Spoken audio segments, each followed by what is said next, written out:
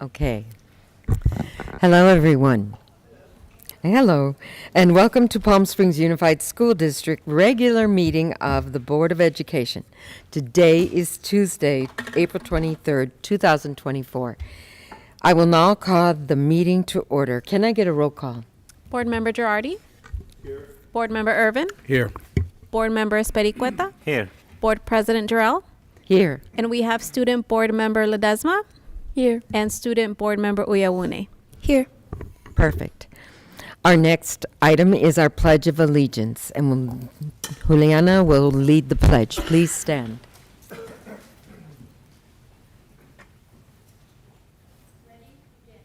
I pledge allegiance to the flag of the United States of America and to the republic for which it stands, one nation, under God, indivisible, with liberty and justice for all. Thank you.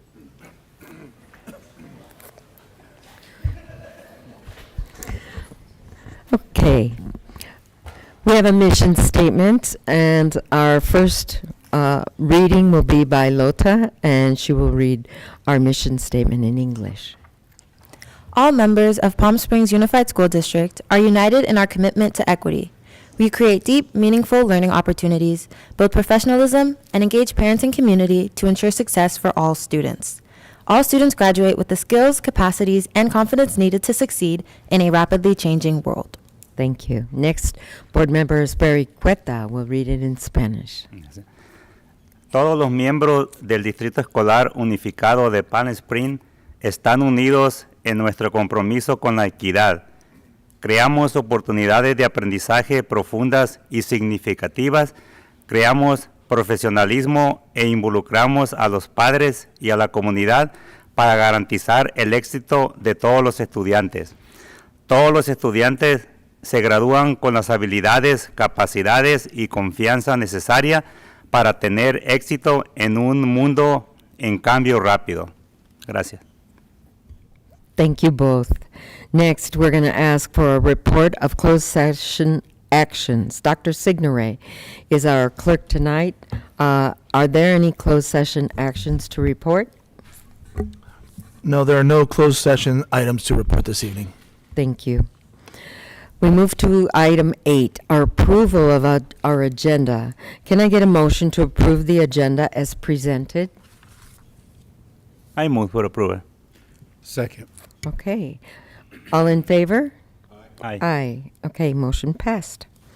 Next, we have some very special recognitions, and we would like to first recognize and commend Nancy Coffey for her generous donation to the Palm Springs Unified School District. Nancy, are you here? And Ellen, are you going to come up? Yes, then we'll come up. And then we're going to honor our next employees. You go downstairs? Yeah.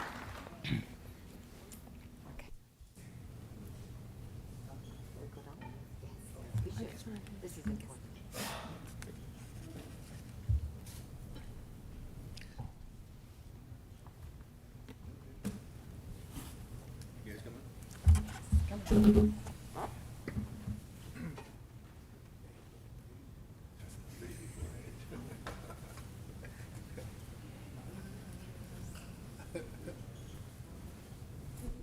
Hi, Nancy. Welcome, Madonna. Thank you for being here. Okay. Do you want me to hold this for you? Do we have the script? Is there something to The read off? script. No. Speak for your heart. Just speak from my heart. You just say, Why don't you do it? just go ahead and introduce. Say. We were looking for the script, and so I apologize. I'll just kick this off. My name is Ellen Goodman, and I run the Foundation for Palm Springs Unified School District.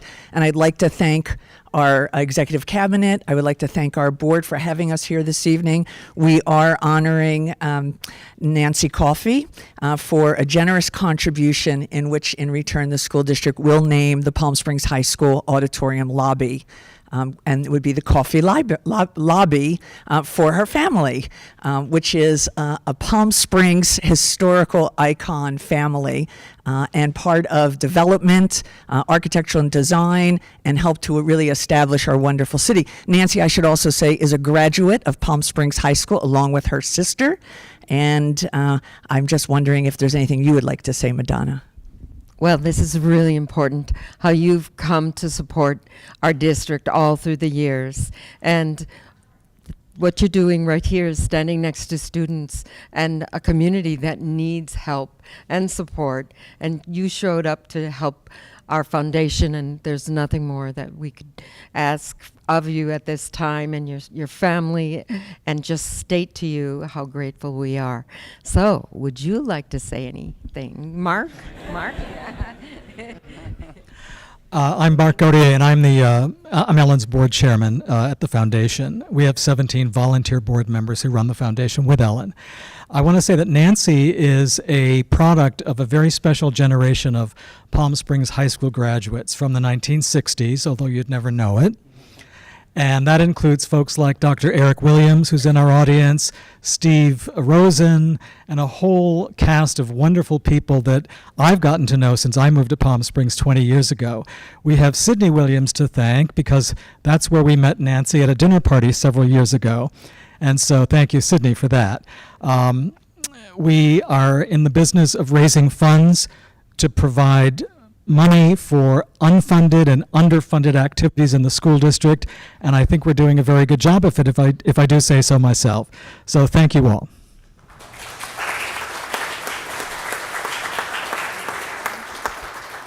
Any board members want to say anything? Charlie? Okay.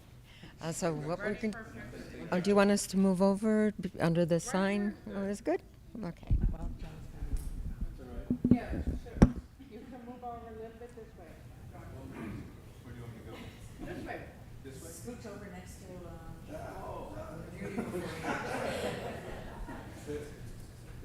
There we go. All right, everybody right here. 1, 2, 3. One more. 1, 2, 3. Got it. Thank you.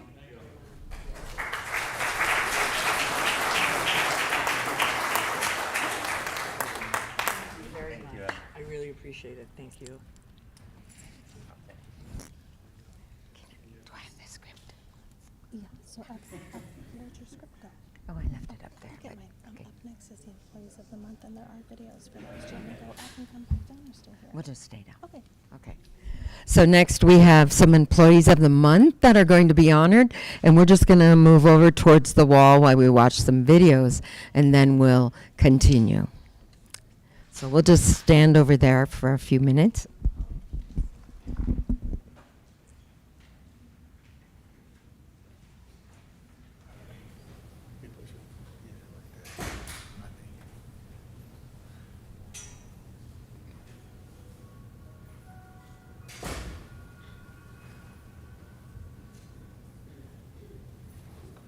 Fiscal Services nominated Elaine Underwood as Employee of the Month. She is our financial analyst. Elaine has been working with the district for 30 years now and brings that expertise with her. She's very knowledgeable on the district's budgets, and she sees a lot of requests coming from the different departments. And maybe there might not be funding for particular materials and supplies or services that are being requested, but she has a knowledge of where to find the money. And instead of saying no, she finds creative ways to make sure that we work to get the students the materials and supplies they need to be successful. Elaine, it's been a privilege working with you. You have so much expertise, and you've built trust between me and management and pretty much everybody that you work with. We rely on you for the financial information that you provide because it is with integrity. You have taught so many people the ins and outs of accounting and have built trust with them and great positive relationships. And you are just a esteemed colleague and a friend, and I'm so happy to have you as part of the Fiscal Services team. Truly valued. Thank you.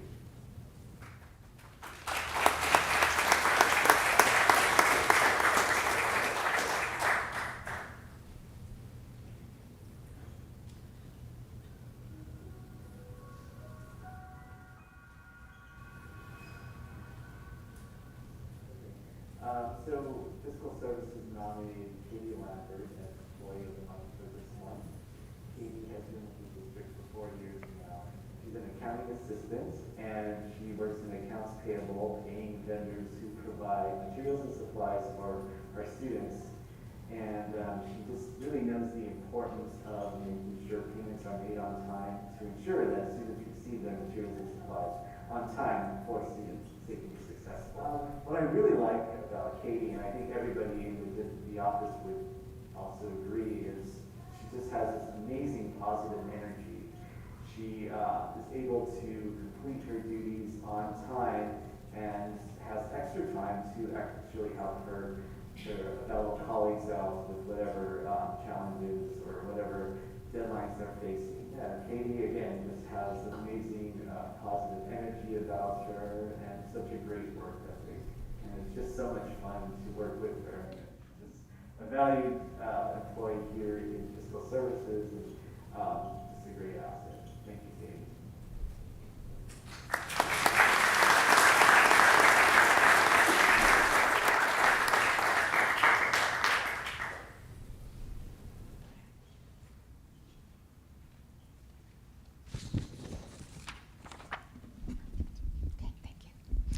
All right, come on over, board. We're going to get close. And first, we're going to invite Katie Lambert up. Katie, come on up.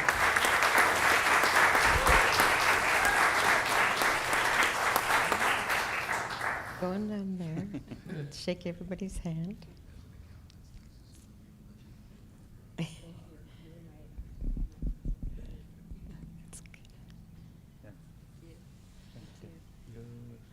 All right, Katie, you get to stand right here and be in the center, and let's see if your plaque is right. Oh, good, great. All right, so let's tell you about Katie. Katie is commended for so many reasons, including being personable, approachable, helpful, supporting colleagues, building strong relationships, and working diligently to ensure students are successful at Palm Springs Unified School District. So on behalf of the Board of Education, we thank you for your work and appreciate all that you do as our Classified Employee of the Month.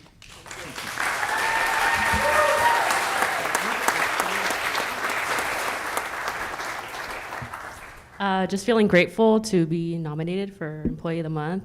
Thank you to my managers, Leslie and Tony. Always feel the support, and it helps having that positive environment and having that support from you guys. Thank you.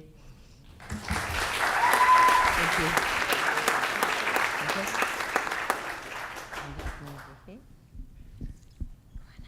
Oh.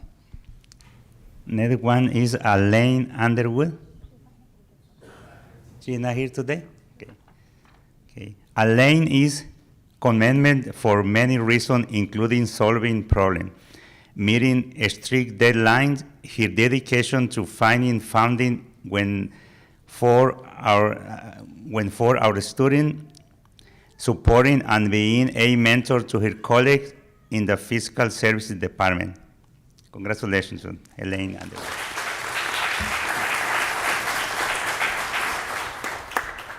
So we just honored Classified Employee of Fiscal Services, and now we would wish to commend and recognize the following Palm Springs Unified students for their commitments to academic excellence. So when I read your name, will you please come on up and get your medal and your certificate and sign, and be sure to shake our board's hand. First of all, could I please have Dayton Cummings, please? I know you're here for Dayton. Okay. Here, come in and say something. Yeah, absolutely. Good evening, everybody. Whoa, that's loud. Michael Granger, principal, very proud principal at Desert Learning Academy. Dayton is one of our 11th grade students in our independent studies program, high school program. I nominated him for his outstanding academic achievement simply because he has worked literally like a Trojan in the last year and a half to be on target to graduate. He came to us a little bit credit deficient and has worked so hard to get caught up, and I'm proud to say that he is ready to enter his senior year on track for graduation. So that's the reason we nominated him for the recognition this evening. Unfortunately, due to some transportation issues, he and his family were not able to be here, so that's why I'm here to accept the award on his behalf. Yeah. Welcome. Pass that on. I'll give him this, okay? So our next student to be nominated is Jaden Banker from Desert Learning Academy. That way, Jaden.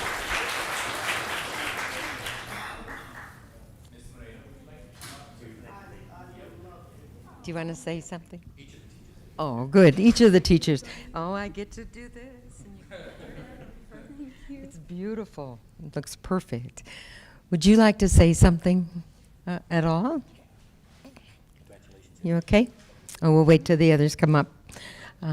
Bess, would you like to say something? I would like to say thank you to everybody, to all the teachers who have helped me. And for someone who hates school, this is a really nice accomplishment, knowing that I am actually doing good. And thank you. Thank you. Perfect.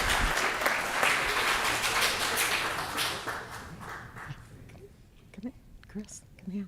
Our next student to be honored is Paula Barajas Angel. Paula, are you here? Come on up.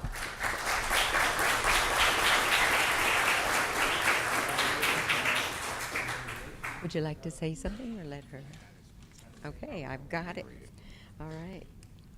And you can introduce yourself. Congratulations. I promise I won't read the whole thing. Come on over here. The teacher's going to say good. Hi, I'm Michael Swoboda. I'm a middle school teacher at Desert Learning Academy. And I've had Paula in 4th grade years ago, 6th grade, and now this year in 7th grade. And throughout the time, I have this written down, I have to read it. Throughout this time, it's become clear to me that Paula is a dedicated and diligent student who consistently goes above and beyond in her academic pursuits. Her work is consistently thorough and thoughtfully presented. Paula's academic achievements speak volumes about her commitment to excellence. So I'm very proud of you. Congratulations. Thank you. Oh, I will. Okay, good. All right. Our 4th student that's being honored is Carter Ambriz. Carter?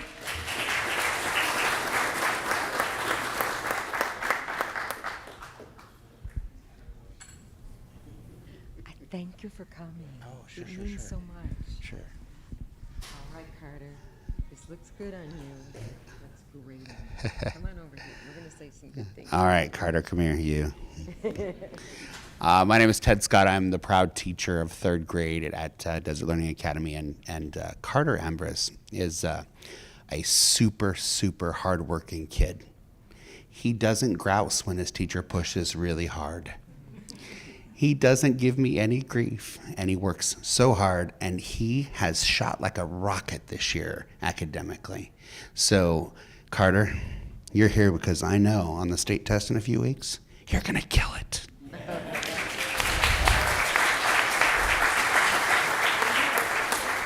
Stay up here, and you're going to get a picture with the DLA or everyone. Everybody, come on in. And then if you're wanting to take a picture after Joan, you just come up. Thank you. Come on over, Carter. All right. Squeeze in. Squeeze in. You want us in the middle? How do you want us? Yes, All right. everybody. All right. One time. You're proud.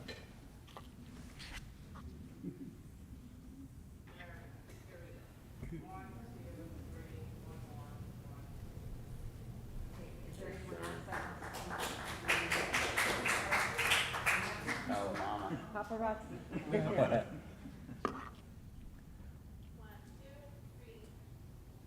Thank you.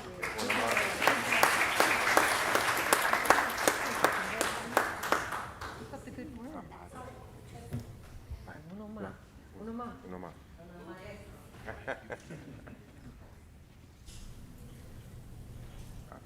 Thank you so much for doing that.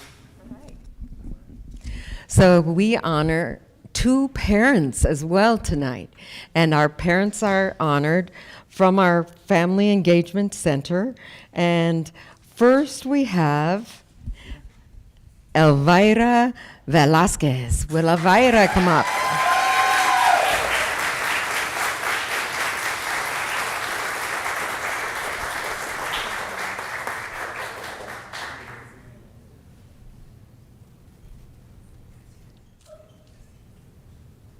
So here you go.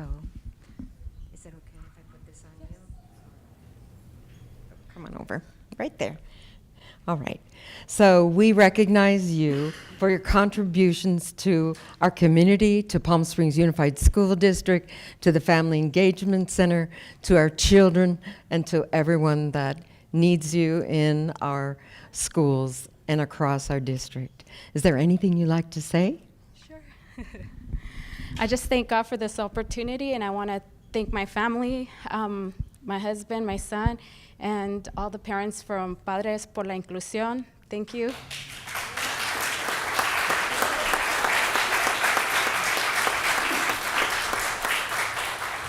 And next, we're inviting Miss Mandy Barnes to come up from the Family Engagement Center.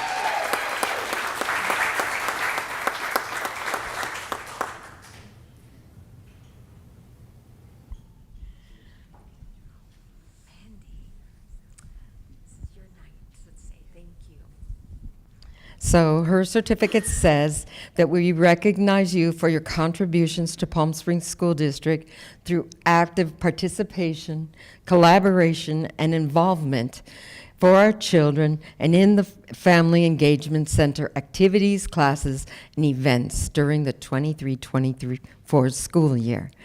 Would you like to say anything? No, okay. So we'll just get a picture.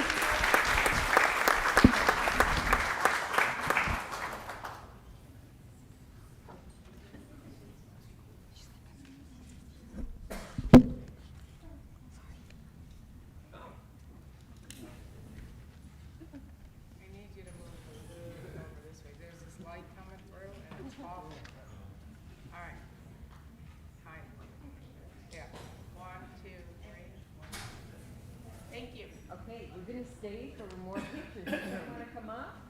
Come closer? Come on now, there we go. Okay. Thank you, everyone.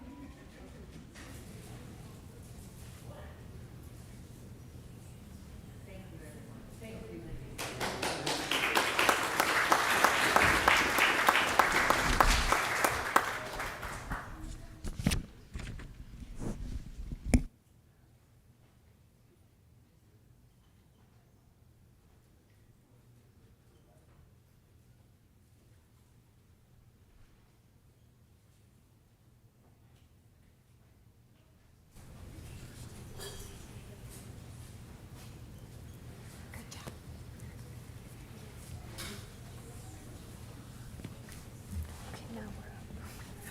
¿Cómo están?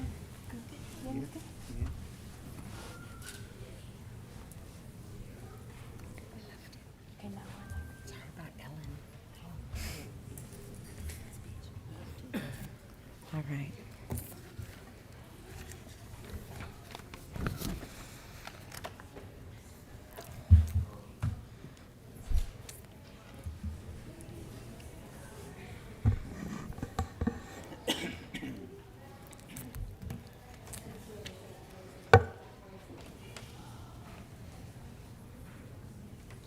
Okay.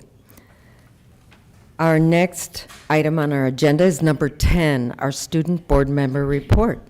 And we'll start with our student board member presented by Cathedral High School student board member Lota Uyanue.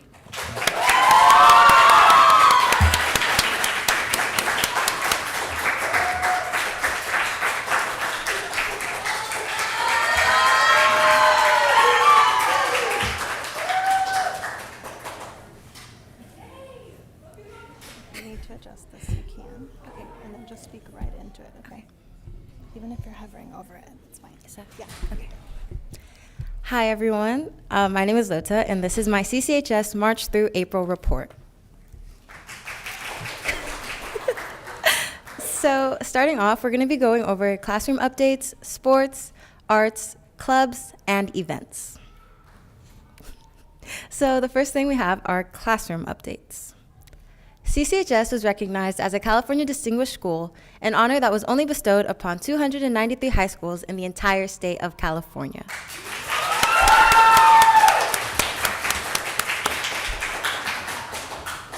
Many of our seniors have also received their college decisions and are finalizing their choices by the May 15th deadline. Our underclassmen are preparing for the next school year by registering for classes. Students on campus had the opportunity to watch the solar eclipse. ASB hosted a hot chocolate bar to congratulate students for making the principal's honor roll. And now moving on to sports. Our Lions had a clean 3-0 sweep on their senior night against Xavier Prep, finishing their season with a 7-3 record.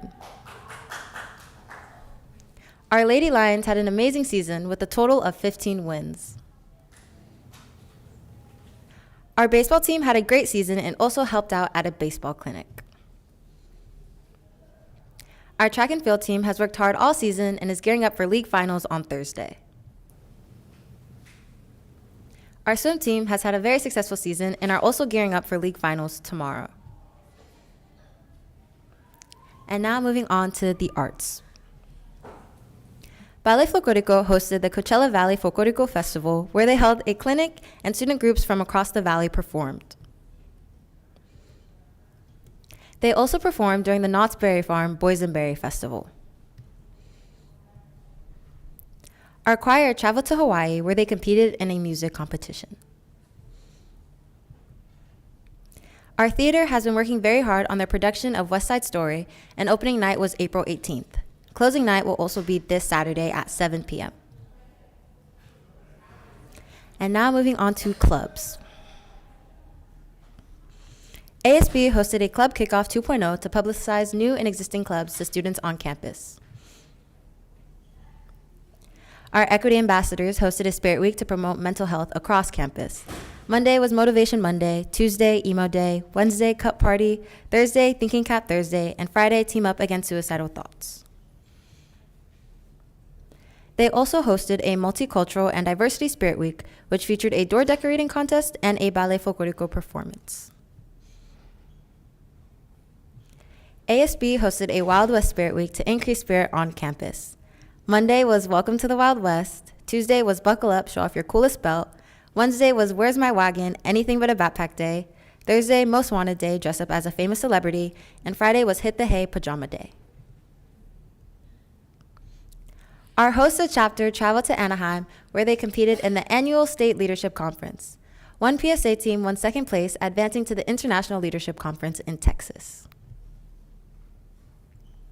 Skills USA traveled to Ontario to compete at state and placed second in opening and closing ceremonies. Our robotics team took first place in PSUSD's first high school robotics tournament.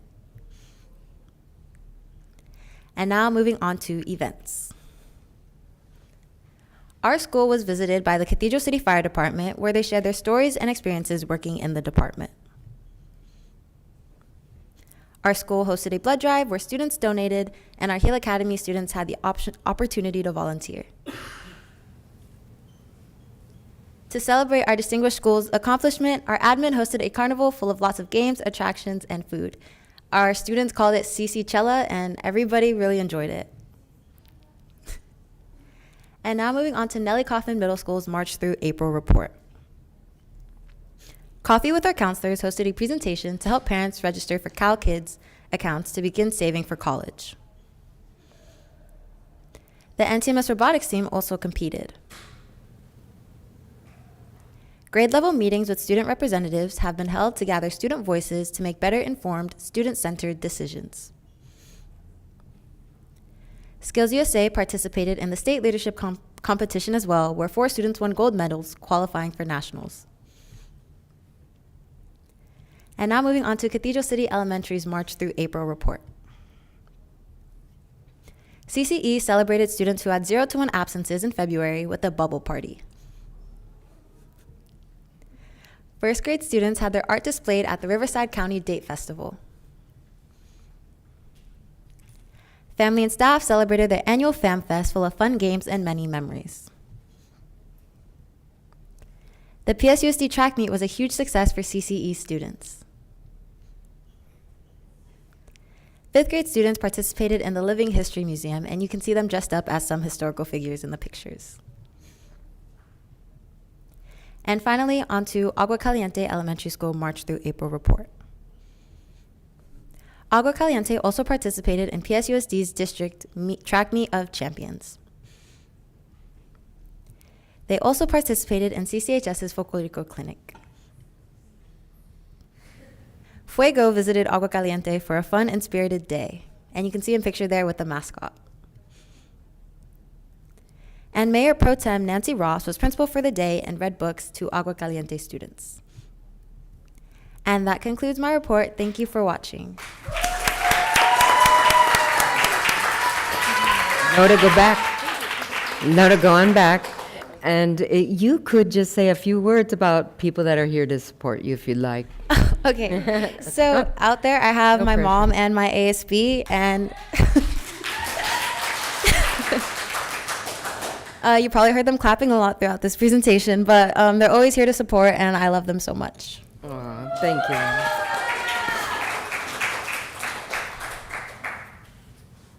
Okay, Juliana Ledesma. Ledesma, I got you.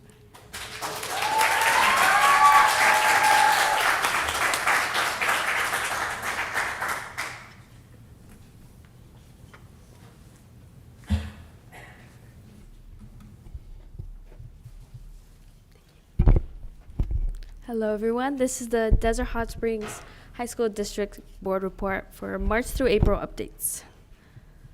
On our agenda we have our spring sports, our community involvement, powder puff, and other events. To start it off, we have our spring sports. To start it off, we have our track and field. Our girls 4x4 relay made school history with a time of 4 minutes and 35 seconds. And our boys track and field made school history by becoming league champs for the first time ever with an undefeated record, and our girls team ended with their season with a 6-1 league record. Next up, we have baseball.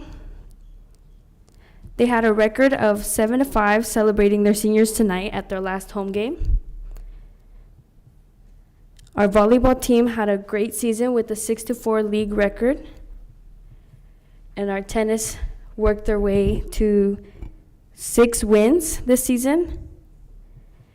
Our swim team ended with the most wins in a season in a few years and had an increase in swimmers this year on the team. And our softball team was definitely a year of improvement, and we also celebrated our seniors tonight at our last home game. Next up, we have community involvement. We are currently hosting an educational drive, and all of our proceeds will go towards local elementary schools. Last week on Wednesday, we held our annual Small Business Expo where we welcome all of our local small businesses, and they set up during lunch, and we have a little fair for students to walk around and shop. Next up, we have Powder Puff. Our Powder Puff is exactly 1 week from now. Our Spirit Week begins tomorrow. We have sports gear for Wednesday, barbecue dad versus soccer mom on Thursday, athlete versus bookworm on Friday, and then on Monday we have Adam Sandler Day, and the day of the game we will be wearing our jerseys, and it is the senior class and sophomore class versus the juniors and the freshmen. Next up we have events. We have last week we held our Firebirds HS night where our dance performed before the game, our cheer performed, and our band performed outside of the Acrisure Arena, and our color guard stood on the ice while they sang the national anthem, and it was a very fun game. The Firebirds took the W that day. Next up, we have our Spring Fest. We had a little fest open up to everyone. We had food trucks and different little games. Very fun. Lastly, we have our spring musical. They opened up on Thursday and performed on Saturday for their last show, Little Shop of Horrors.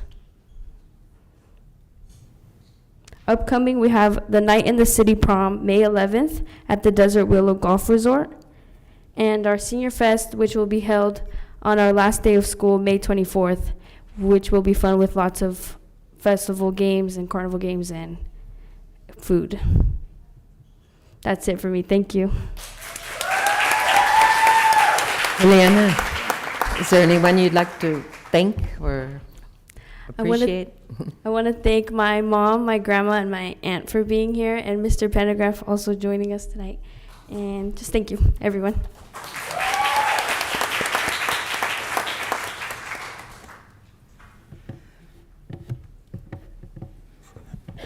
This is our last night with our student board members. Could you please give them a great big hand and applause?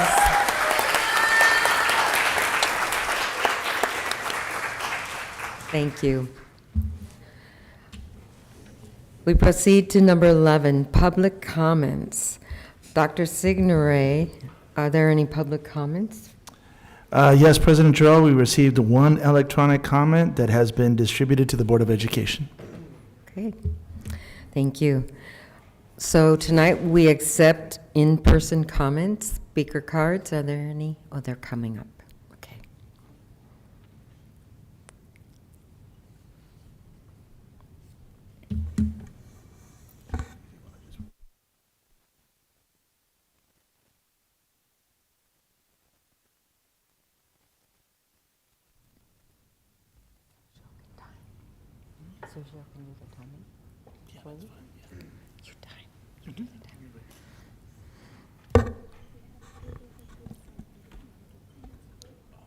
Okay, so we invite members of the audience to come up and speak to us, and we have received 2 speaker cards. Board Member Espericueta will time us tonight. We ask that all comments are directed to the board and be under 3 minutes and shall be devoid of any personal attacks. The members of the public are expected to maintain a professional, courteous decorum during public comments, and the board members do not respond to public comments. So we have 2 speaker cards. Could I please have Ashley Randall come up?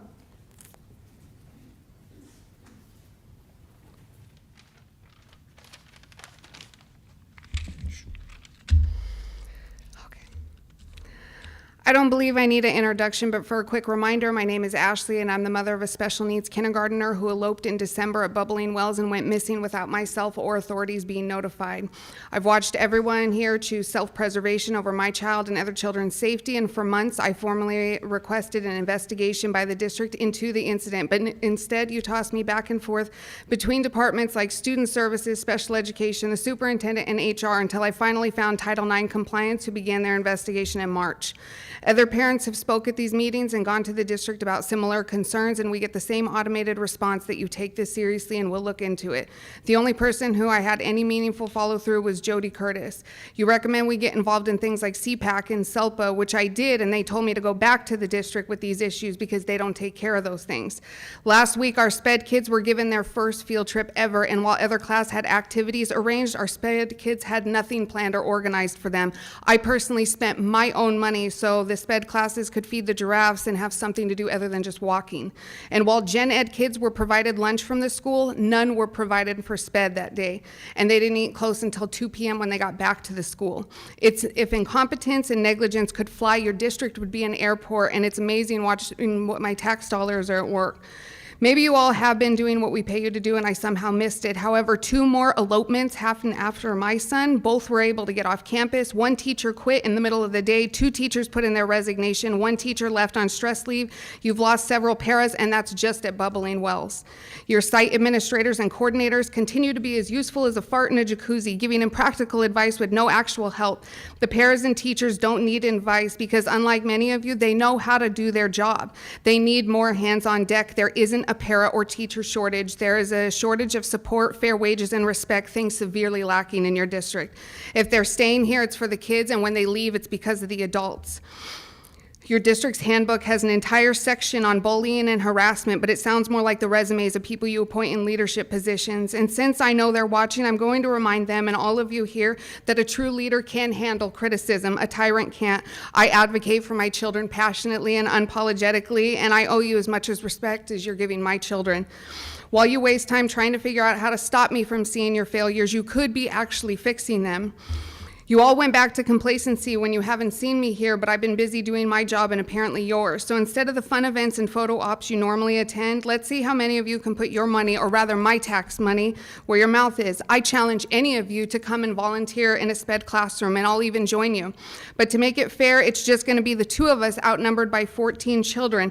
We're going to have to figure out how to change diapers when a child is biting you, when someone's clogging a sink and another one's eloping, and you still need to provide them with curriculum. Sophia Wagner and Jen Geyer can be there to tell you how awful you are at your job and you're not doing enough, as if their record reflects anything impressive. I imagine you're going to set this up real soon with me, right? And if you're feeling offended, then I'm sorry, but maybe you need to feel offended, because teachers and paras are not your punching bags or scapegoats I'm sorry, for Ms. failures in Randall, leadership. you'll have to finish your sentence. I'm right here. Our Okay. kids are more than just bodies and a seat and a dollar sign. Shame on all of you who have forgotten that.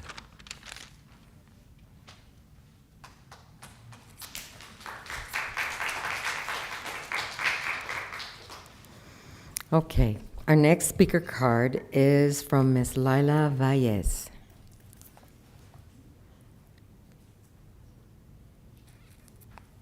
Hello, my name is, I'm sorry. This is my first time speaking. My name is Laila Valles, and I agree with Ashley on a lot of things that are happening at Bubbling Wells. My son is also part of the special education program there. And last week, he had to go on his first field trip, and it was not a good experience for him due to the fact that their lunches were forgotten, and specifically special ed. I did speak to the vice principal and his teacher about that, and they said that it was a mistake. But to me, it was a mistake that shouldn't have happened, because they should have accounted for every single student that was going to be leaving for that day, especially in the hot weather that we have. It's true, they did not come back until 2 o'clock to receive a lunch. They received snacks, but 5 of the students that were in special ed were pulled into general ed classes to walk with the general ed classes, and my son, being a part of that, was taken to lunch first with the general ed class, sat there and waited until the special ed classes came, and was removed from the general ed setting to go sit with them to have no lunch. There was so many things that I wish I could have done. I did go to the site. I wasn't allowed to be around the group because I was not an official volunteer. I did submit the volunteer form online, and it takes up to 30 days to get approved.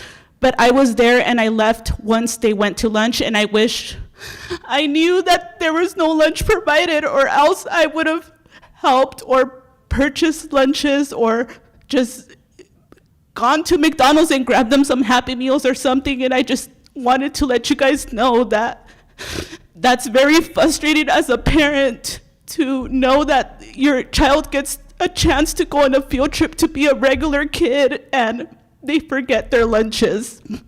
And a lot of these kids are nonverbal. My son is verbal because of the treatments and the help that we have given him over the past years. And I just need you guys to fix that. I don't want any kids to be forgotten in the future because of the negligence that they have at the school level. And because— Excuse me, Ms. Valles, you have to complete your sentence. Yes, I'm done. I just need you guys to know what's going on and that there is issues going on at that school. Thank you. Thank you. Are there any other speakers in the audience that would like to share their speaker card with us? Okay. So next we have our presentation, item 12, Facilities Update OE12. Mr. Jeff Simmons will introduce Julie Arthur to provide a facilities update. Okay. Julie Arthur is our Executive Director of Facilities Planning. She is here to address some of the questions that the board had on the agenda planning meeting. So take it away. Thank you so much for having me here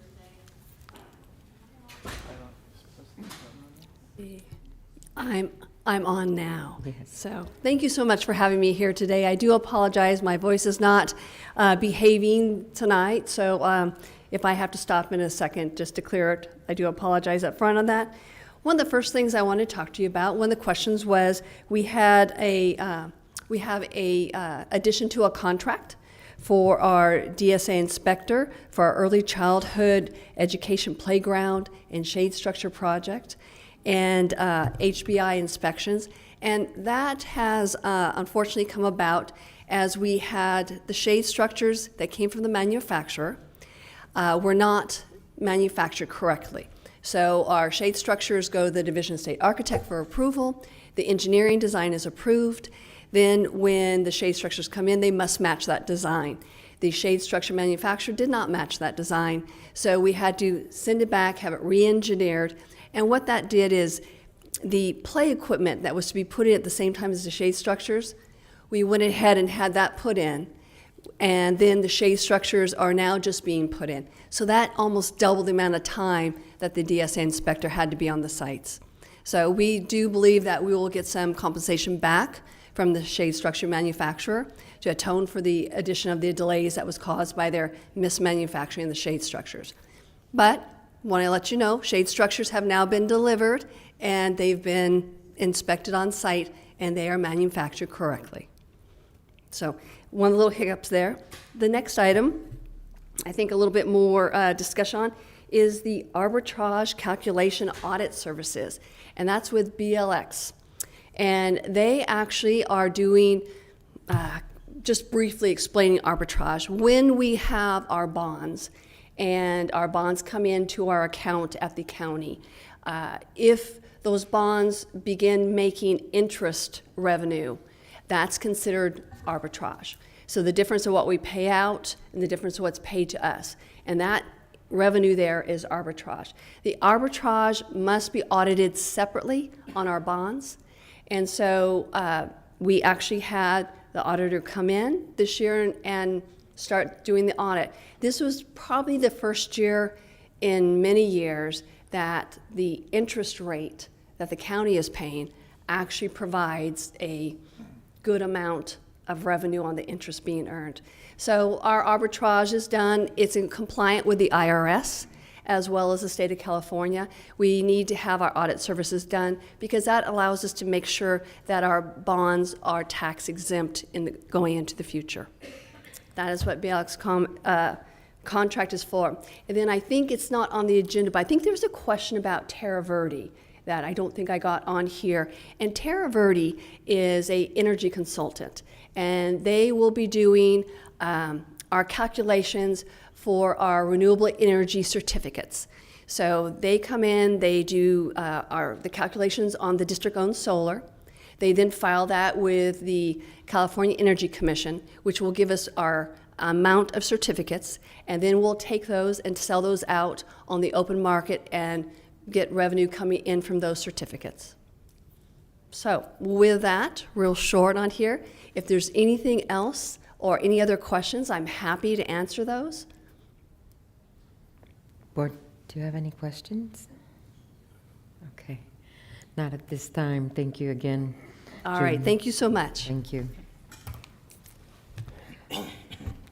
Next, we move on to our item 12B, Franklin Covey, the 7 Habits of Highly Effective People training.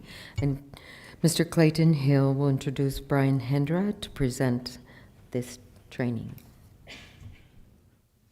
All right, thank you, Board President. So while Director of Certificated Human Resources, Brian Hendra, makes his way up, sort of in the spirit of continual improvement, our administrative and leadership team has been engaged throughout the course of this entire year in really a reflective and deep professional development to help improve the ability to lead and provide services. So I'm going to turn it over to Mr. Hendra.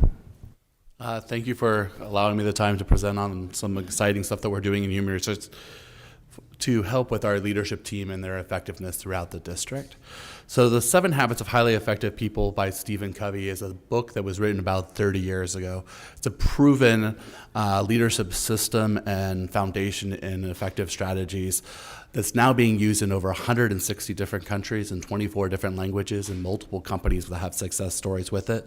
So it's one of the reasons that we picked this strategy more than over other ones. So we're going to go through just a little bit of the purpose of why we're doing this, an overview of what those strategies are, and then, of course, our timeline of implementation. So looking at just the 7 habits of highly effective people, again, we're trying to build and prepare our exceptional leaders that are in our district, increase our district productivity, accountability, and also increase student achievement by doing this. We believe by building effective leaders in our district, we will have a better retention rate, and I'll also make sure that our employees will have a better job satisfaction rate as we go through this. We're also going to go over a couple of videos in here that our participants in leadership have already seen. Stephen Covey says, the essence of effectiveness is that you get the results you want today in such a way that you can get even better results in the future. And that really is one of the goals of our district, is make sure that we're always constantly turning that dial and doing better for our students and our employees as much as we possibly can. So again, the 7 habits really is listed up there, as you can see, are all things that we've all talked about before and that we all believe are good character traits in everybody. Being productive, put things first, synergize, seek first to understand and then to be understood. All strategies that we can continue to work on and improve on as we get better in this district and in our role. So we're going to watch one of the first videos here. And again, this is part of the training that is 2 days that our leadership team is currently going through.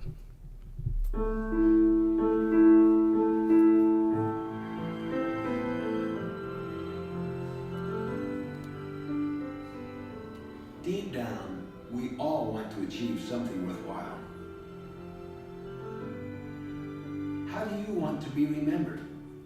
Will you have made the contributions you want to make? What impact will your actions have a year from now, 10 years from now, 100 years from now? Are you living your life by design or by default?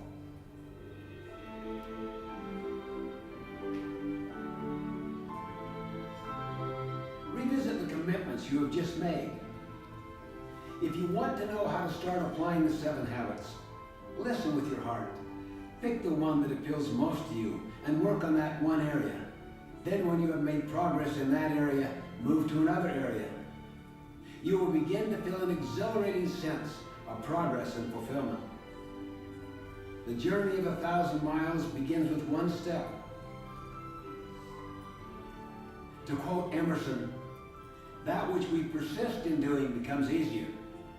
Not that the nature of the thing itself has changed, but that our power to do has increased.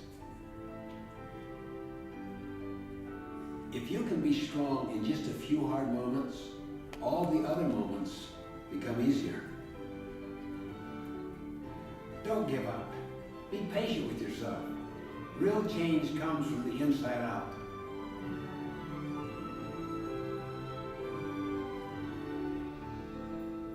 If you apply even one of the 7 habits today, you can see and have immediate results.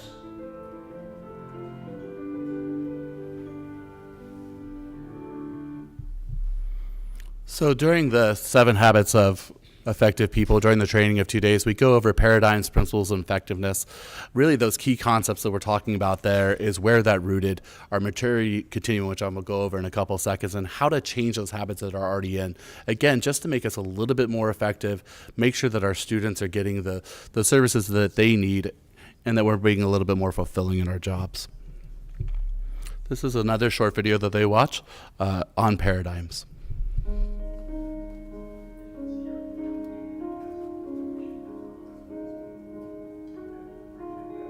So much of what we do in our personal lives and at the office is the result of the paradigms we hold. And what we do, in turn, affects the results we get. Thanks for coming to the meeting today, everyone. The word paradigm comes from the Greek root paradigma, meaning pattern. The pattern we expect to see, or the mental image of the way things are.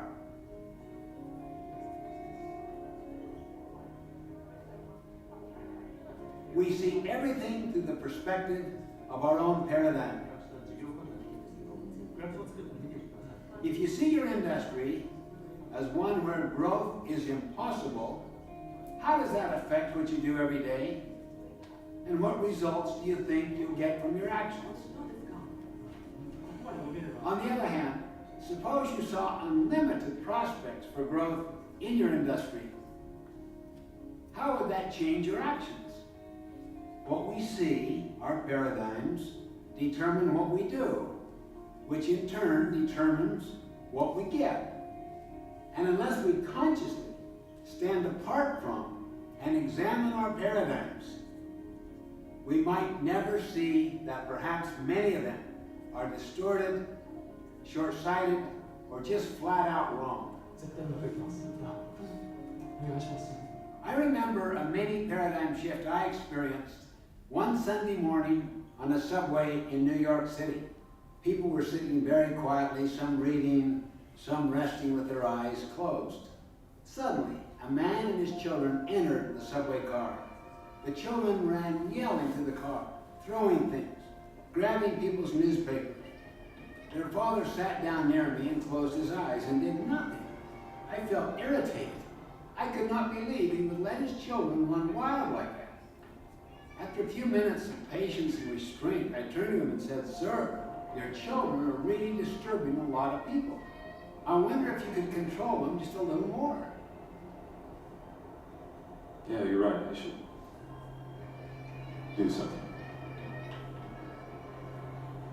But we just came from the hospital where their mother died about an hour ago, and I guess they don't know how to handle it. Because I don't know how to handle it. Can you imagine how I felt at that moment? My paradigm shifted. Suddenly I saw things differently. And because I saw differently, I thought differently. I felt differently. I acted differently. My irritation vanished. Compassion flowed freely. I wanted to help instead of criticizing and complaining. Once you see things as they really are, you'll think, feel, and act differently. And you'll do it automatically, spontaneously. Can you see why paradigms are deeper than attitudes and behavior? If you want to make minor changes in your life, work on your behavior. But if you want to make significant quantum breakthroughs, work on your paradigms.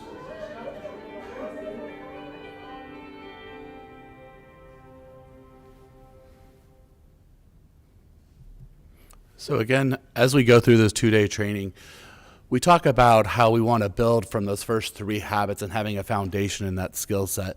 And that really is that dependence or that I kind of model. And then move up towards independence where we're looking at that we, and then to our public victory. We look at those 4 habits, the 4, 5, and 6 there, more of a collaborative kind of model, moving us into independence, making sure that we have that synergy in our work. And then always still focusing on ourselves on habit 7, sharpening that saw, because we know if we're not taking care of ourselves in a different aspects and making sure that we're learning constantly and improving ourselves, we're not going to be able to do the other 6 habits. So habit 1, be productive. One of the main focuses on there is really getting the leadership or the management to really focus, again, being very reflective on what can they actually influence. And we know if we really focus on what we can influence, our area of concern will shrink and we'll be able to have more power and more effectiveness throughout our organizations. Habit 2, end with the end in mind. Again, a lot of reflective ways to look at what is our purpose, what is our why, what do we want to be remembered on. One of the more powerful videos to me is really looking at, okay, what do you want them to say about you on your 80th birthday as an organization, as a parent, as a manager, as a principal, as a director, and really what is that message you want to be remembered as. And we do quite a few things around that just to kind of get the why back into them. Put first things first, habits of personal management.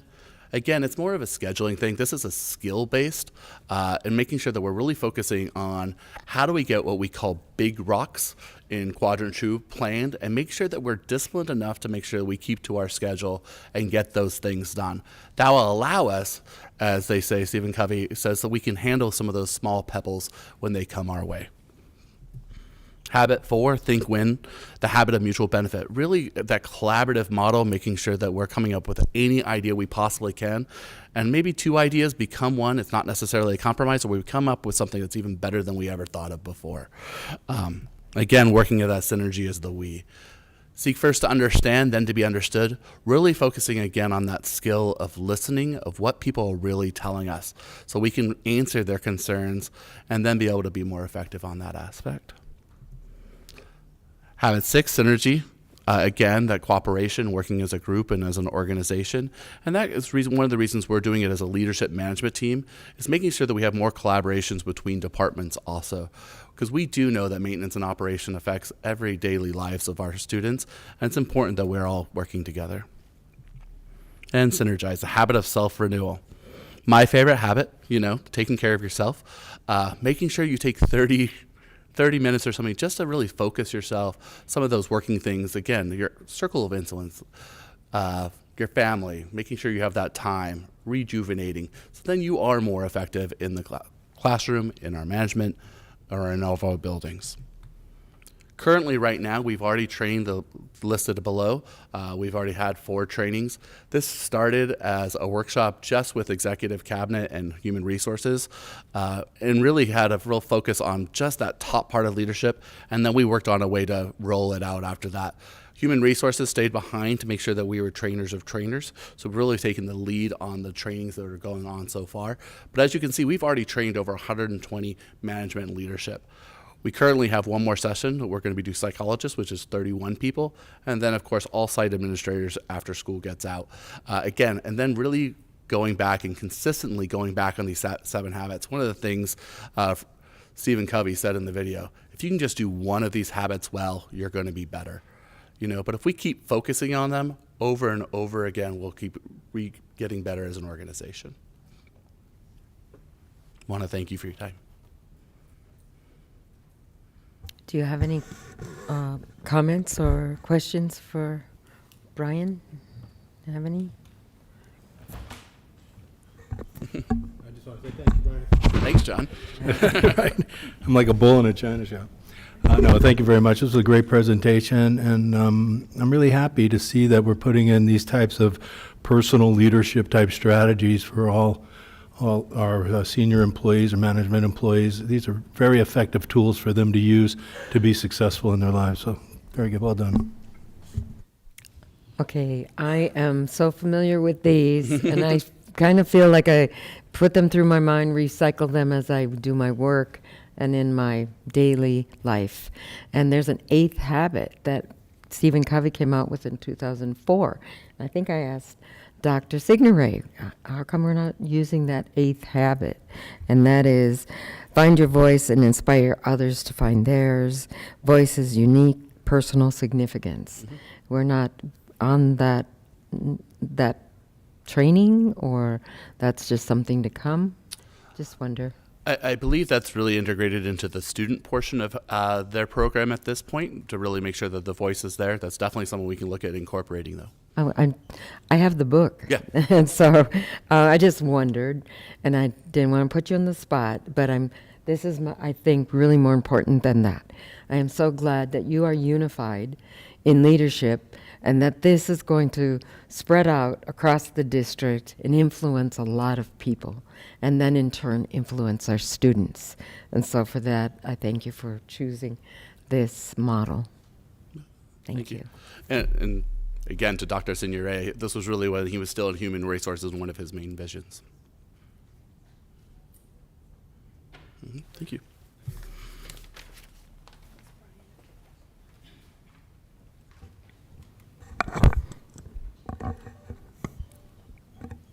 All right. Thank you, Brian Hendra and Clayton Hill. Next, we move into board member comments, number 13. And so we'll start with board member Girardi, if that's okay. All right. Thank you. I have only a few comments. First, I want to thank the parents that came to share information with us in the public comments. One thing that I did in April 12 is to have one webinar related to social media for board members provided by the CSBA.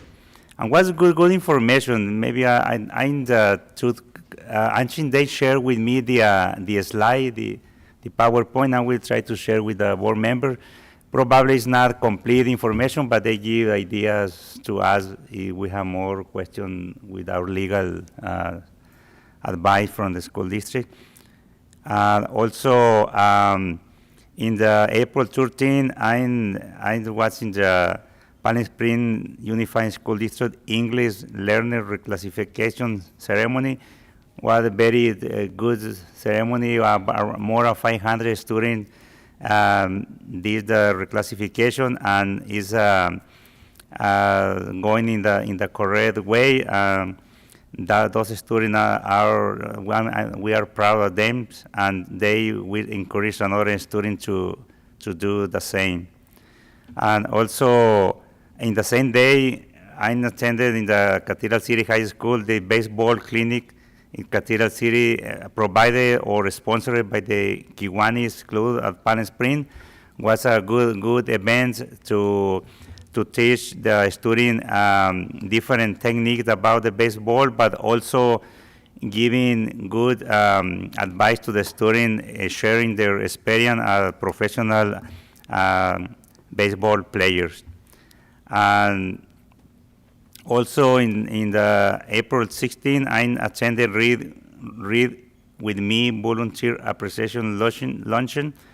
Was a good event made by the Riverside County Board of Education or the Education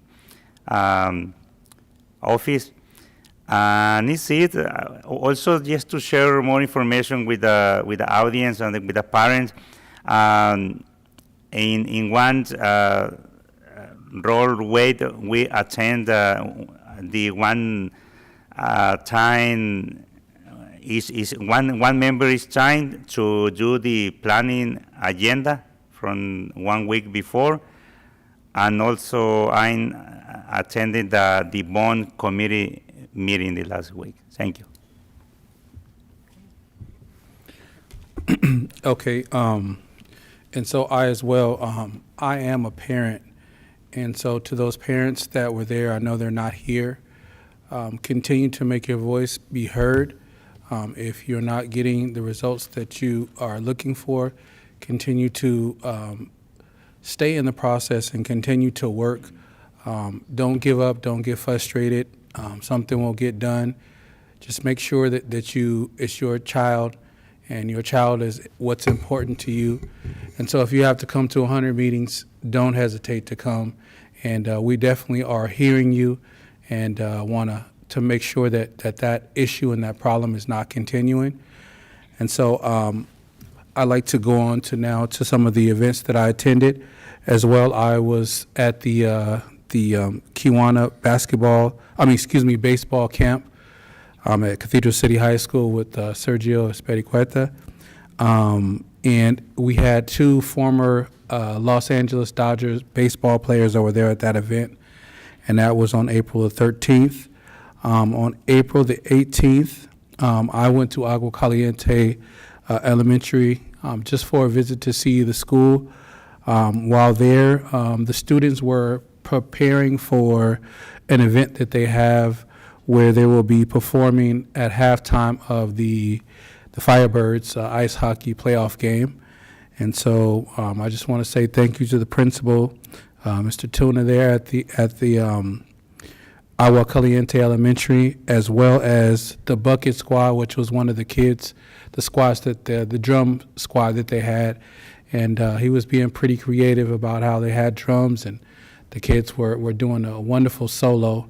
And so I just want to say congratulations to them, and I hope they do great at the Firebirds game. And then I also went to the Read With Me lunch at the with the luncheon with board member Sergio and also President Madonna Jarrell. That was a great performance. I also want to say as well, congratulations to these ladies that have done a wonderful job. And I appreciate you guys and your voices and the great presentations. And I look forward to all of the great things that you guys are going to do.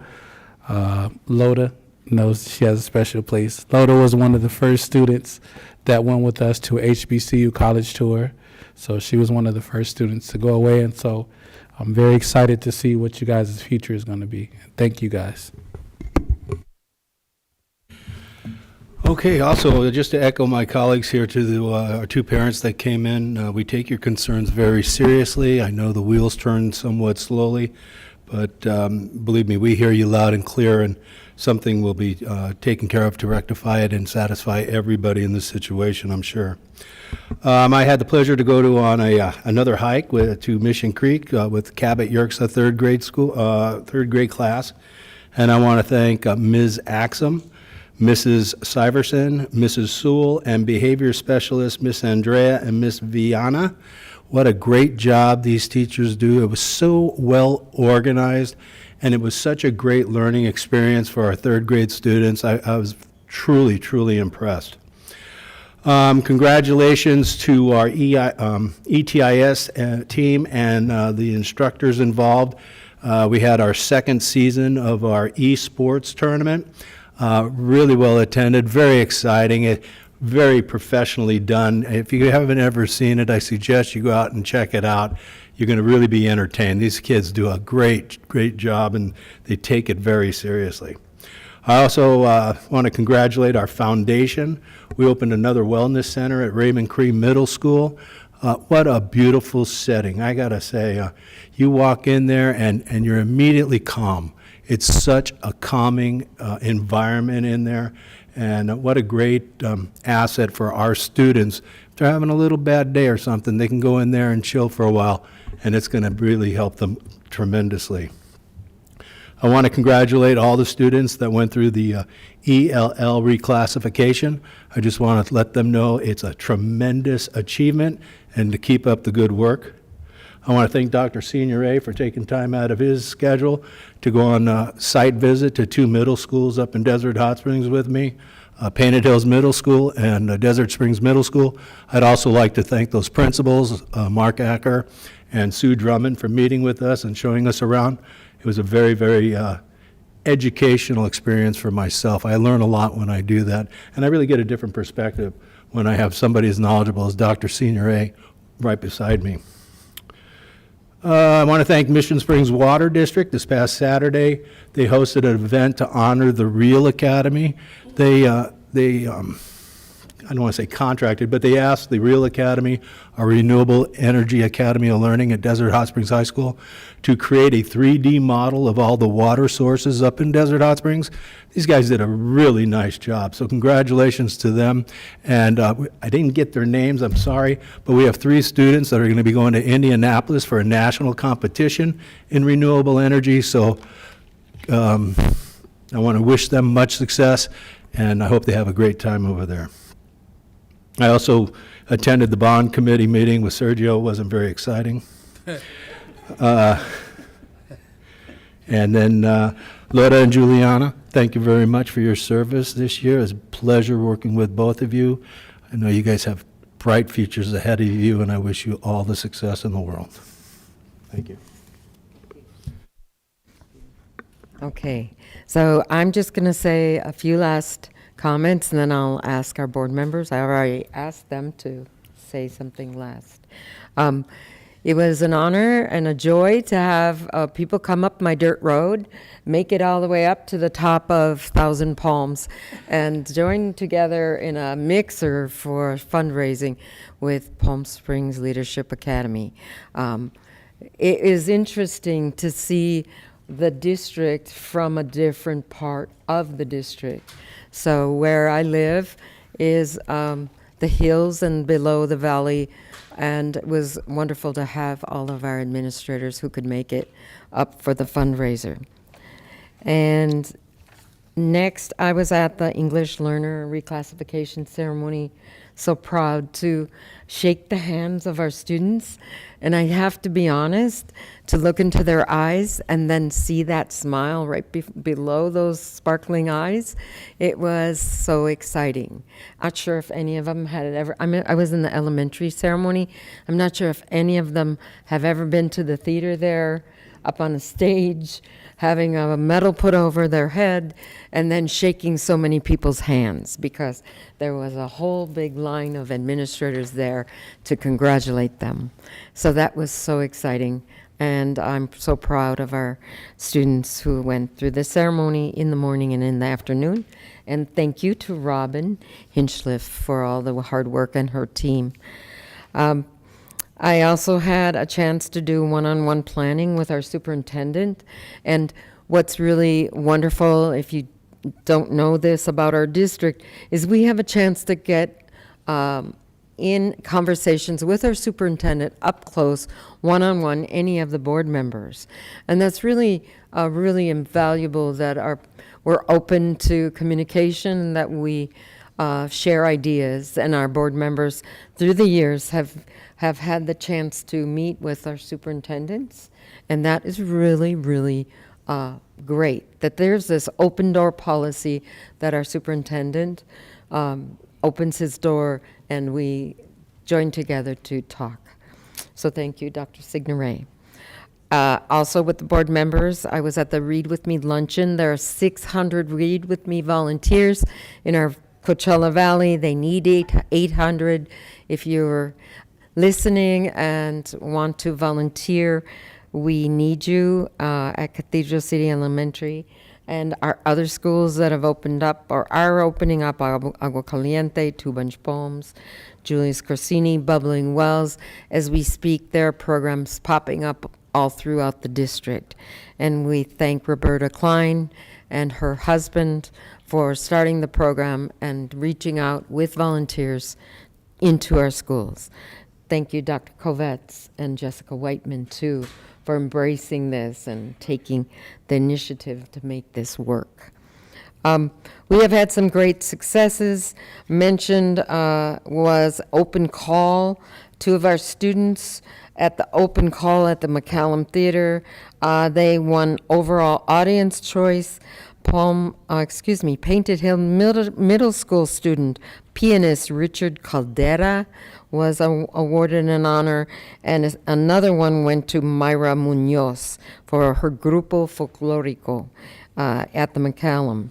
We're very proud of all of our students who have been out and about and placing in different competitions, attending different events.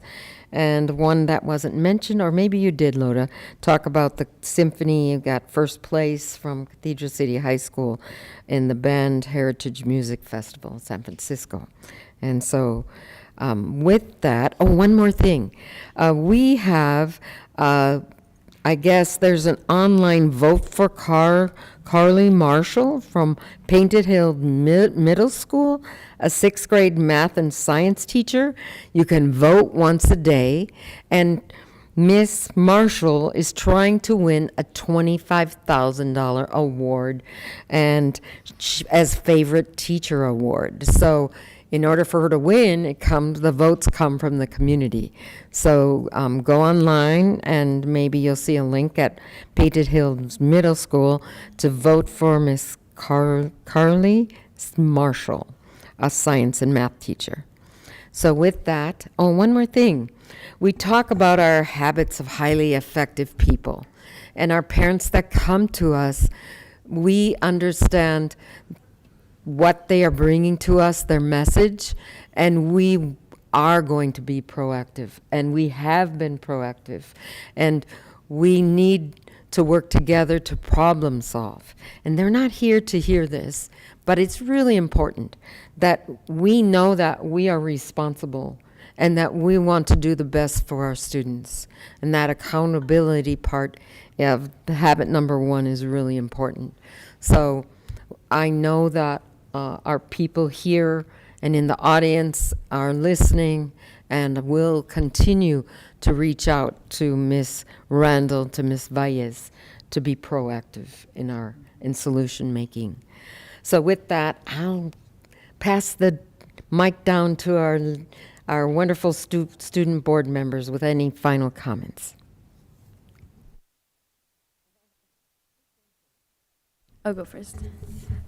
I want to start off with saying thank you so much again for the opportunity to be a board member. It's been a great year. I've had a lot of fun and a lot of learning experiences. And it was also great seeing the young kids earlier feel and be recognized. I know it'll make a great impact on them and their future.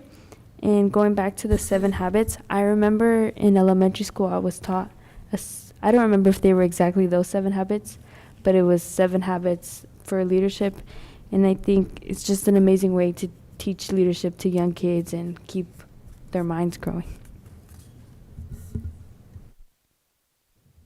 And to add on to the 7 habits, I do think that those are super helpful and effective in leadership and just in growing as a person in general. I read the book my freshman year, and I still go back to those teachings like every day almost just to build on them because I feel like they are super helpful.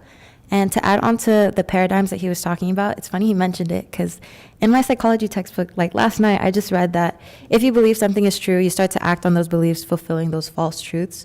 So I feel like it's extremely important to remember that how you perceive the world is sometimes how you act on it.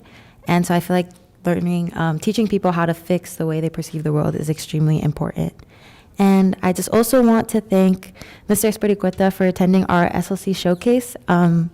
Our host of students who competed in Anaheim had a showcase before our competition where they got to show off all of the events that we were going to compete with.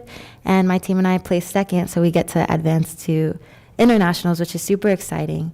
And then lastly, I just wanted to thank all of the board for a wonderful year. The opportunity to be a student board member has been amazing, and I'm so extremely grateful for this opportunity and for all of you. And yeah, thank you. Okay, perfect. Next is number 15, Superintendent's Report. Thank you, President Terrell.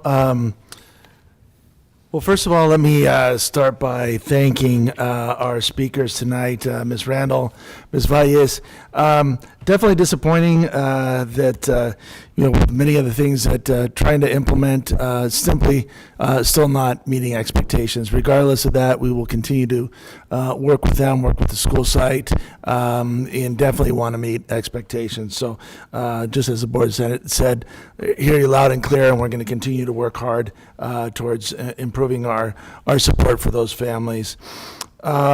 I do want to say, Laura, Juliana, you guys are absolutely wonderful. Just like we mentioned last week to Luke, Philip, Matthew, you are an incredible group of student board members, and so thank you so much for everything. I know there's more recognitions to come. We'll be doing that at, I believe, next board meeting, correct? Is that when we're May 14th? And so big celebration for you, but you've been absolutely amazing. Thank you so much.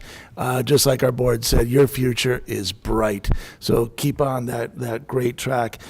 So many other great things going on in the district. So I just really want to give a very brief thank yous and congratulations. Many of the things that the board has already mentioned, so I'll keep it very brief. But I do want to mention thank you to Agua Caliente Tribe. They hosted an educator night at the Cultural Museum on April 10th, and it was absolutely wonderful and well attended by our staff. Also, thank you, Mr. L. The PSLA hosting at your home was wonderful. Your husband gave me a wonderful tour in his Razor. I'm glad he went light in none of those pictures that I saw him flying out 30, 50 yards. No, I think I'm underestimating how far he really flew, and I could have gone farther, so I'm glad I didn't. He slowed down on all the bumps for me, but it was absolutely wonderful. I do also want to congratulate and recognize Will Carr and the ETIS Esports Season 2 on April the 12th was great. I also want to congratulate all the esports team. What a great competition that was. Also, thank you to the Foundation and Desert Regional for the plaque dedication for the Wellness Center. And I agree with President Girardi, Board Member Girardi. Absolutely wonderful Wellness Center. It's absolutely gorgeous there. Great job, Robin Hinchliff, with the elementary and secondary reclassification ceremonies. That turned out beautifully. Thank you also to Kiwanis, as Board Member Irvin and Espericuenta mentioned, for the baseball camp at Cathedral City High School. Also, thank you to Principal Galato and NNC, Nellie Kaufman staff and students, and Principal Acker and Painted Hills Middle School staff and students. Recent meet and greets and interactions with the students was absolutely wonderful, so thank you. Also, CCHS, your CC Cella was wonderful. I kept my distance because I saw those water balloons flying left and right. I did not want to get in the middle of that fire there, but you guys were having a wonderful time and so well deserved. So great job to you. And also thank you as well to Principal Acker and Principal Drummond for the visits to Painted Hills Middle and Desert Springs Middle School with Mr. Girardi. They did a phenomenal job, very productive. And if I missed anybody, I do apologize. But moving forward, the Ophelia Luncheon and Scholarship presentation is this Thursday, so we're looking forward to attending that. On a personal note, I'm not going to be able to attend the Friday annual Education Summit in Riverside. This Friday is the day that we have a court date to adopt our 2-year-olds. So I'll be in court to do that. And also unable to attend the Multicultural Festival and at the Palm Springs Air Museum, and I believe also the Cathedral City Distinguished School recognition. Already have made plans to visit our daughter in New York at that time, so I do offer my apologies to everybody in advance, but know that we'll be very well represented at all of those events. And just as final thing for the board, just as an FYI, as I mentioned, but just want the public to know as well, Dale Scott and you recall did the presentation relative to the board, relative to the bonds, and we'll begin the survey for additional information that will be sent and shared with the board, and that will begin tomorrow, April 24th. So I just want to wrap up with that comment. Okay? All right. Thank you very much. Thank you. Quickly, Madonna. Go ahead. I just want to say as well, some of the students are taking testing or will be taking testing, and I just want to say congratulations and good luck to our kids that will be taking testing. I know a lot of those tests will be hard. I think the AP exam is also coming up pretty soon, so if my son's watching, good luck. Hope you do well. All right. Okay. So there's one last thing. I invite all of our people that are watching and out in the district to help people who need Spanish translation look at our board policies because they are now translated to Spanish. A lot of our work that's done on our website is now they're linked to Spanish. The agendas, a lot of important documents and information is on our website, and I really want to encourage people that need Spanish support and others to go online and see the links to all of our Spanish policies, our policies in Spanish and work that's been translated. So for that, I thank our administrative secretaries, Monica and Erica, and our translator. Do you remember who that is? That how? Okay, Erica? Oh, Angelica. Thank you for doing all that work. Hi, thank you. And Angelica's here with us at board meetings, and we appreciate her so greatly. All right. So with that, we'll move on to our board action items. 16A, the approval of Proclamation of Mental Health Awareness Month.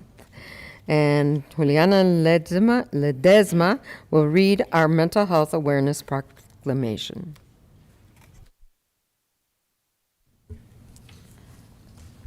Whereas half of the population will experience some type of mental health challenge over the course of a lifetime, and whereas mental health challenges are one of the most common health conditions in California, affecting 1 out of 6 adults and impacting both person experiencing mental health challenges and those persons who care and love the person facing the challenge.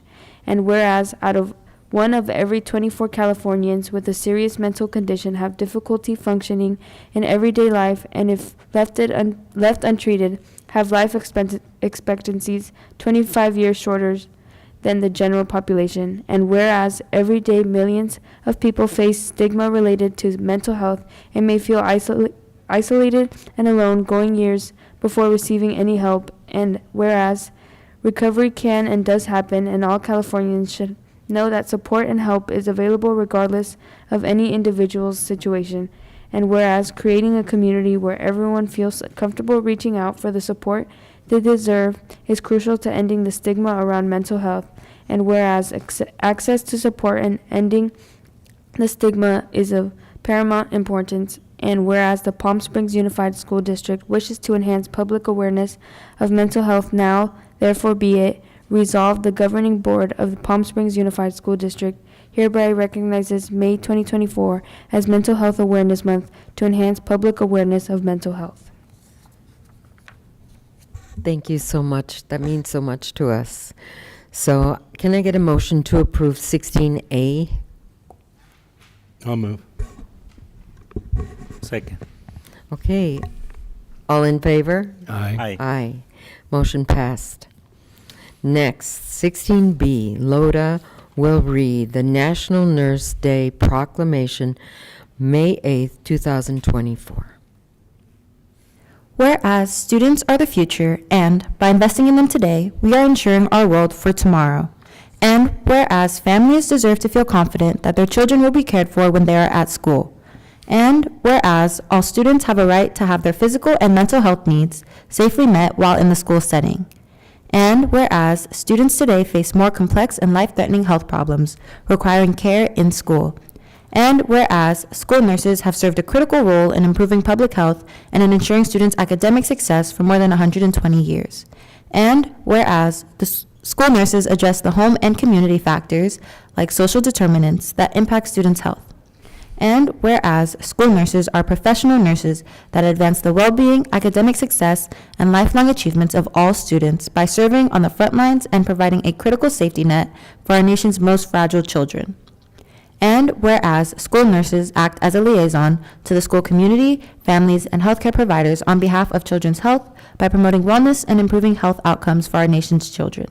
And whereas school nurses support the health and educational success of children and youth by providing access to care when children's cognitive development is at its peak. And whereas school nurses are members of school-based teams like School Health Services, 504 IEP, disaster, and emergency planning, providing care coordination to address the school population. And whereas school nurses understand the link between health and learning and are in a position to make a positive difference for children every day. Therefore, be it resolved that the National Association of School Nurses celebrates and acknowledges the accomplishments of school nurses everywhere and their efforts to meet the needs of today's students by providing and advocating for quality, student-centered care, and offers gratitude for the nation's school nurses who contribute to our local communities by supporting students to stay healthy, in school, safe, and ready to learn, and keeping parents and guardians at work, not just on this National School Nurse Day, but in every opportunity throughout the year. Now, therefore, it be resolved that on April 23, 2024, the Governing Board of Palm Springs Unified School District proclaims May 8, 2024 as National School Nurse Day and encourages its staff and students to celebrate the important contributions of this vital profession. Perfect. Thank you. Thank you both. So with that, can I get a motion to approve 16B? I move the motion. Second. All in favor? Aye. Aye. Aye. Motion passed. Thank you.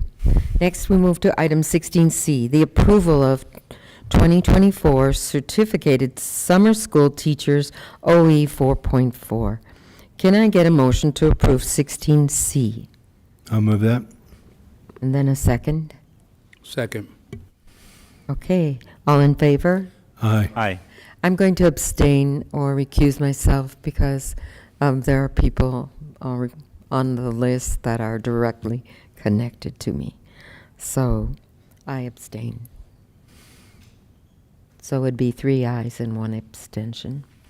Thank you. Next, 16D, the approval of revisions to Board Bylaw 9150, student board members.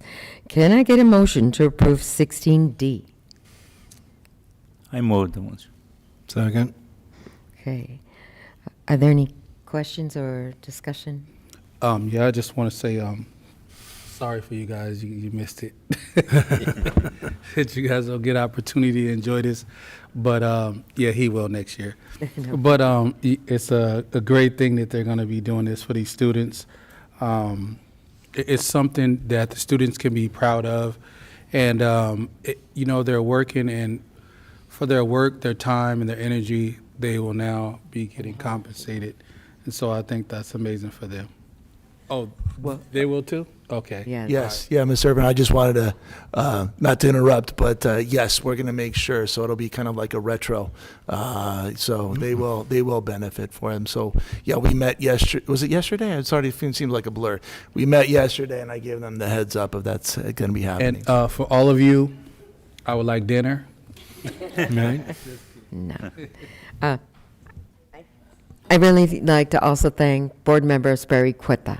He, with this really important move and approval for this bylaw and, initiative, we are making great waves for new board members, and we're helping to show you that we care. And thank you, Mr. Sperry Quetta. Thank you, everyone. And I think this year, the board member, the student board member, made a lot of contribution, and they encourage us to do changes to give more voice to the board, to the student board member, and this is something new, to give one kind of compensation for the work that you do. Thank you. So, all in favor? Aye. Aye. Motion passed. Next, 16E, we approve Resolution 2023-2024-37, student board member compensation pursuant to Board Bylaw 9150. And so can I get a motion to approve 16E? I'll move that. Thank you. Second. All right. All in favor? Aye. Aye. Aye.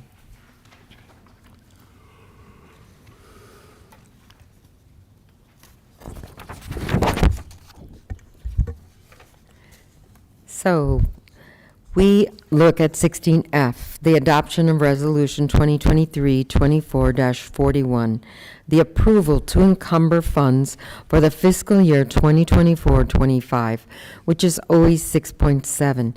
Can I get a motion to approve 16F? I move the motion.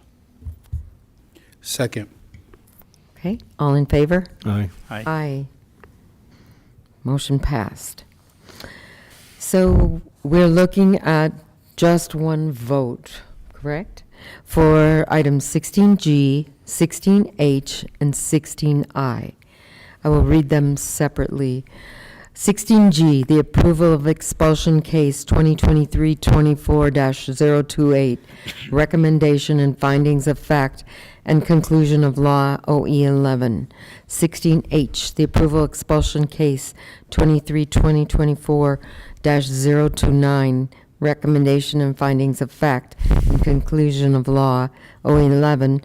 And 16I, the approval expulsion case 2023-24-030, recommendation and findings of fact and conclusion of law.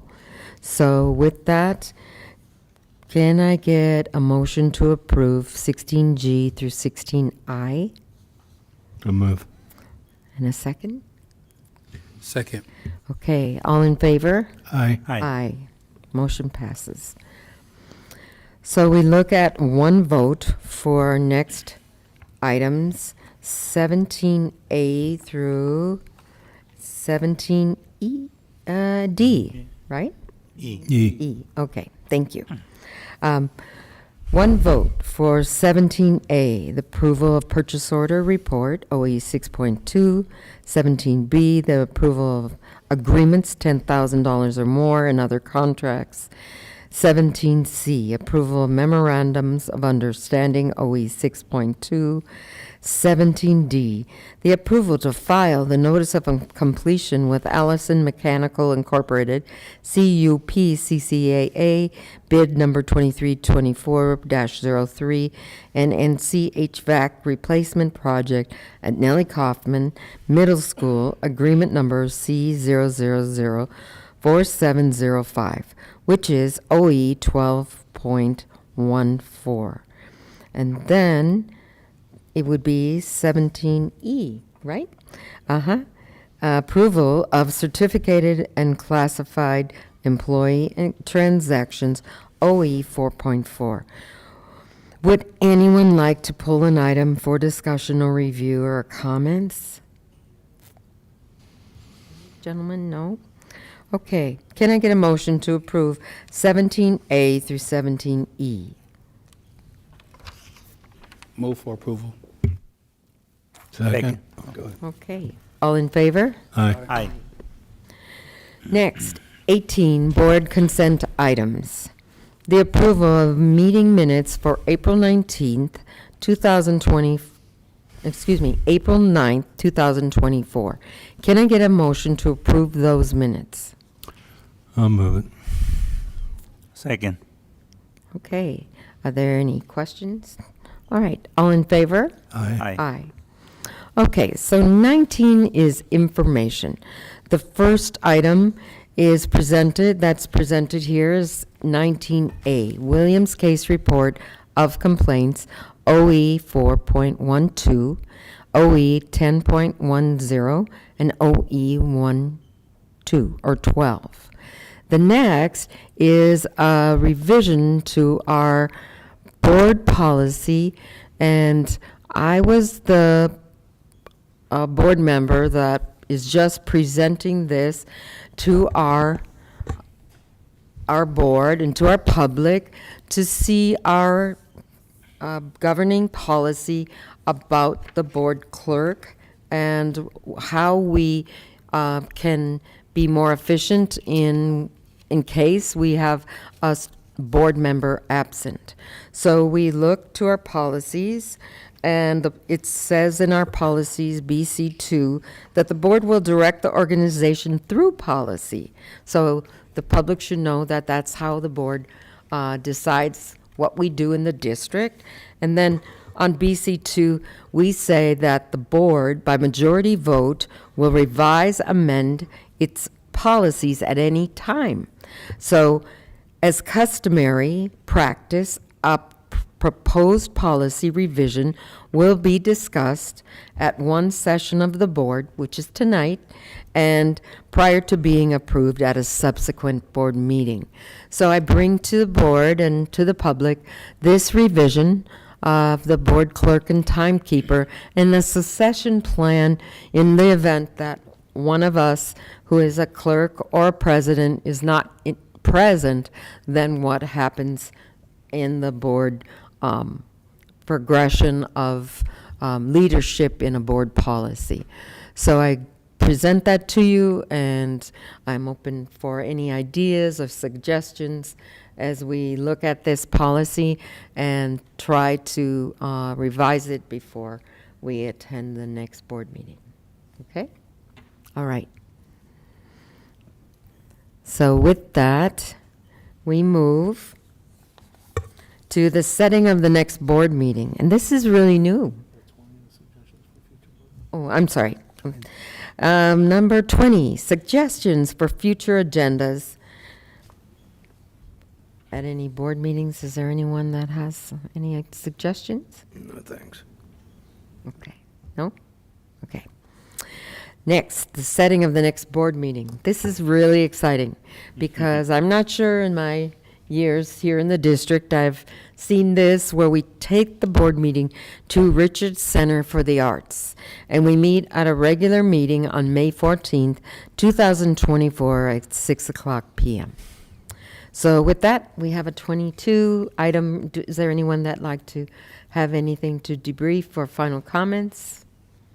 No, only to let the audience that the next meeting, the Research Center for the Art, is located in Palm Springs City. All right. Wonderful. So can I get a motion to adjourn this meeting? Oh, can I add a comment? Oh, sure. Of course you can. I just Not wanted too to late. say thank you to the board. Thank you to Mr. Espiricueta for giving us the opportunity to be compensated. I feel like it's a really amazing thing that we get that opportunity, and going to college will be expensive, so now we have something to help offset that cost. And then I also just wanted to invite the board to the Student of the Year Awards, which are happening next Tuesday at the Classic Club in Palm Desert. I was picked as the Student of the Year, so I would like to invite you all to come attend the award ceremony. And yeah, thank you. Congratulations, Laura. Let's give her a hand. Student of the Year. Excellent. For your high school. Say something. Right? And then, did you want to say something, Juliana? I also wanted to say thank you so much for the compensation. It really, this has been an amazing opportunity, and I'm really sad it's over, and it was really amazing meeting all of you wonderful people. Thank you. Perfect. So can I get a motion to adjourn the meeting? Move. Second. All right, all in favor? Aye. Aye. This meeting is adjourned.